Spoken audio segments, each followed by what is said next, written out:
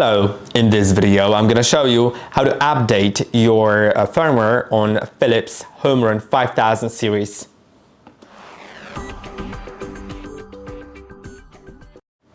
To do it, you need to be in the app Philips HomeRun Robot Vacuum app, and then select your robot from the connected list. Now, very likely, it'll tell you that there is an update available, and if you cancel it, you cannot use the robot in the app. So let's update it now. In a moment, I'll show you how to do it through the settings if you can use the robot and the notification hasn't appeared, but you think that there may be an update available. But now let's just click on Update, tap Start Update. Starting to install update. Now it will take a little moment, so let's just get ready for a little wait, and I'll get back to you when it's done.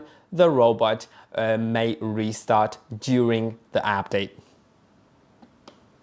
Now the robot said the update was installed successfully and that it is starting to charge. Yeah, it is updated. Now we can go into the robot, and as you can see, it has an update again, and that is very possible if you've just set up the robot for the first time. So I'll just do it again until it finishes. Unfortunately, you cannot update a few versions app, so you will need, if there's multiple versions, then you'll need to go through each one of them. But yeah, I'll just go through all that and show you how to check for updates in the settings in just a little moment. After 3 updates in total, it now works, so I can click on the robot. And now if you want to check for updates manually, click on settings in top right corner. Then you should be able to find that. Hold on a second.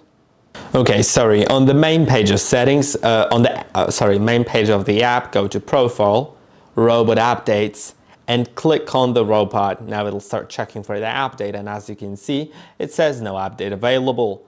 And that's it. I hope that this video was helpful. Don't forget to like, subscribe, and I'll see you in the next one.